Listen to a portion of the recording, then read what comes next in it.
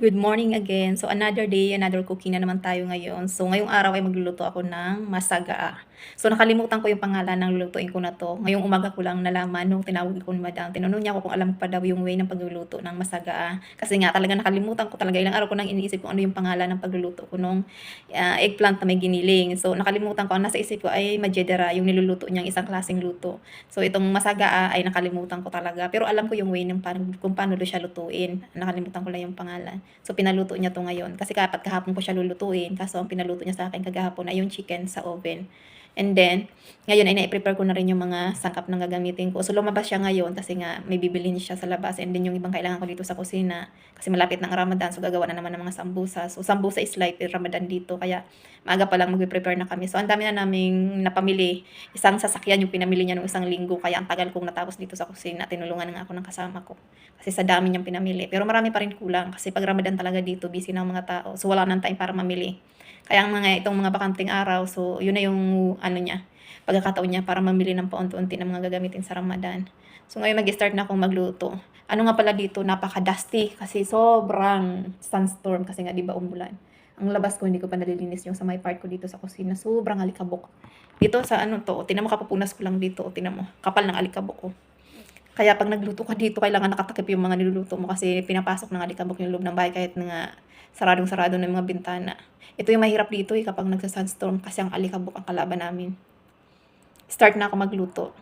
Mga gagamitin ko, ayan yung beef, ground beef, and then yung onion, garlic, and then yung eggplant. So, binabad ko na to sa asin. Ayan, ganyan dapat kakapal yung hiwa sa kanya. Tapos, ipa-fry ko to. Ilalagay ko dito siya sa flour para hindi siya mag-absorb masyado ng oil pag piniprito siya. Kasi pag iprinito mo, i-fry mo to, may mag-absorb siya ng sobrang oil. So, ma-oily yung pagkain. And then, nag-grind na ako dito ng tomato. So, ito yung ilalagay ko sa top mamaya bago ko ilagay sa oven. And then, gagamit ako ng half para dito sa giniling. So, mag-start na ako. So, first, ay ilalagay ko na yung ground meat. Hindi ako naglalagay ng oil. So, ayan. Half lang yung gagamitin ko kasi kunti lang naman yung lulutuin ko. So, ayan. And then, lutuin lang natin siya hanggang mawala yung water ng meat. And then, mag-brown-brown siya ng kaunti.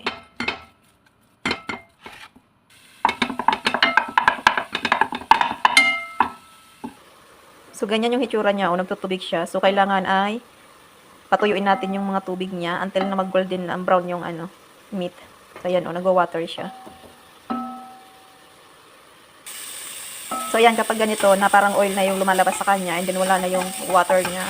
So, pwede nang ilagay yung onion. Ayan o, oil na yung lumalabas sa kanya. So, ngayon, ilalagay na natin yung onion. So, ayan, dalawang onion to na napakalaki.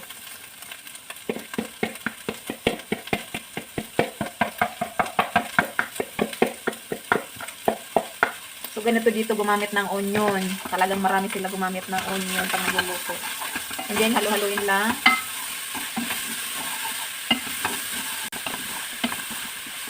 Natin yung onion na mag-brown yung kulay niya. And then, maglalagay tayo ng garlic.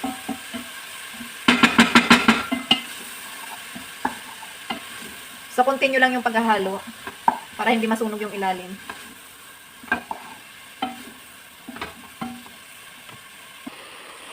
So, ayan, nag-iba na yung kulay ng onion. So, na siya, brown-brown. Ngayon naman ay maglalagay na tayo ng garlic. So, kailangan ganyan yung itsura ng onion. Ayan.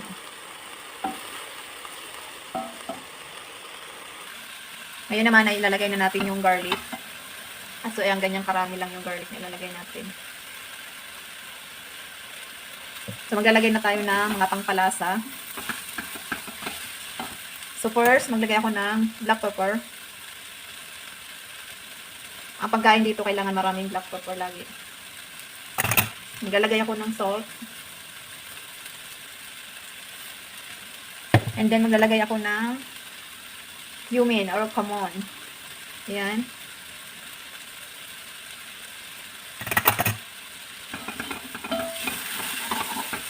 And then, i-mix ulit natin.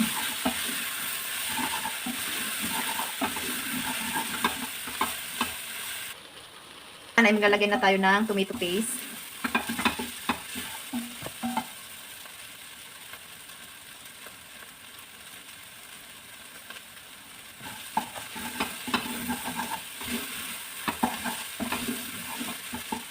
And then, i-mix lang natin.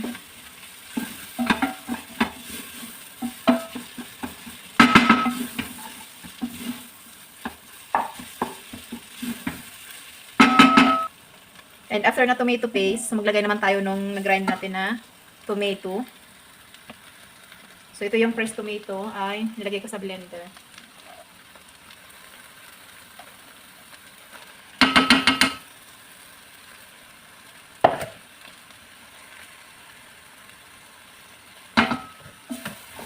And then, haluin natin.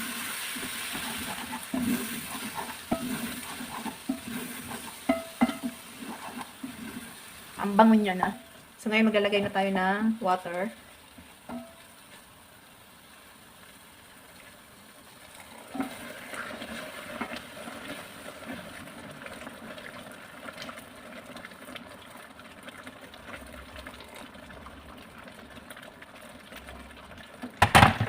So, ganyan lang yung water niya.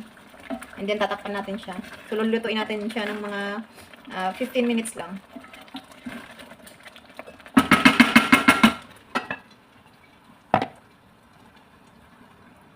So, after 15 minutes, so, i-check natin. So, ito na yung tsura niya. Tikman natin kung tama na yung lasa niya. So, okay na to. Ngayon naman ay magluluto na tayo ng eggplant. So, ilipat natin siya doon sa mahinang apoy, yung grind meat. And then, mag-start na ako mag-fry ng eggplant. So, konting-kunti lang yung oil na galagay natin kasi ayaw kong mag-absorb ng maraming mantika yung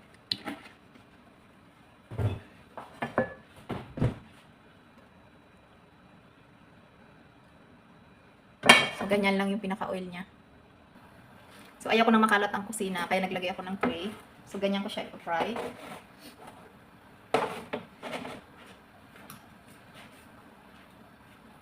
Una, sausaw muna natin siya sa flour. Yan. Ganyan. Para hindi ma-absorb. Para hindi niya ma-absorb masyado yung oil.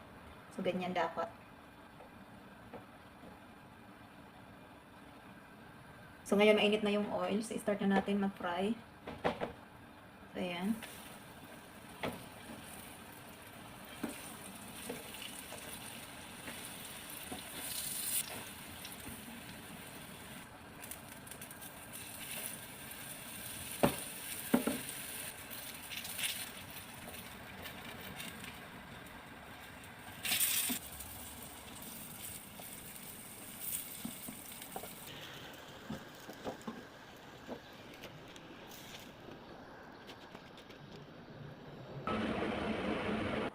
So, ngayon, dito na tayo sa pag-assemble.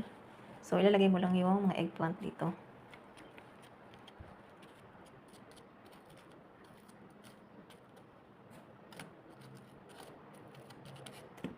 So, ayan, sakto lang siya sa lagayan. So, ngayon naman, ilalagay na natin yung niluto natin yung ground meat. So, lagay lang natin siya dito sa top.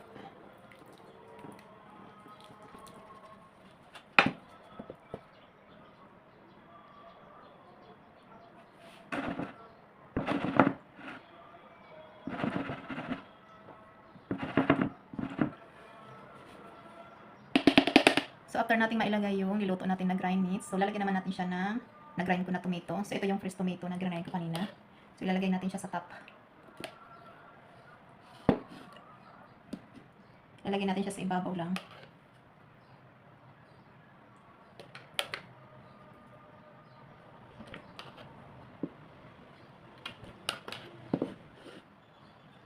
And then, spread natin.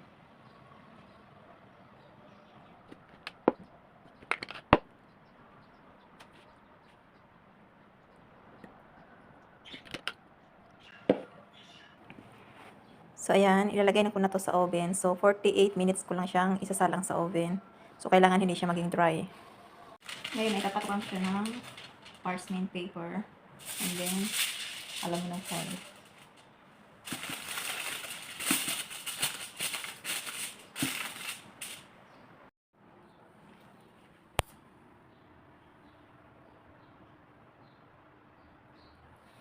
Down.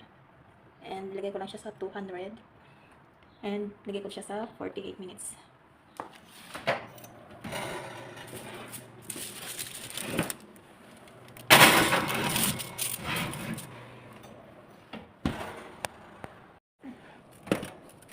Lulutuin ko lang to around 48 minutes, and then after 48 minutes, so kailangan i-check mo siya kung mag-dry siya o hindi. So kailangan hindi siya dry na dry, and then kailangan may sauce pa rin siya.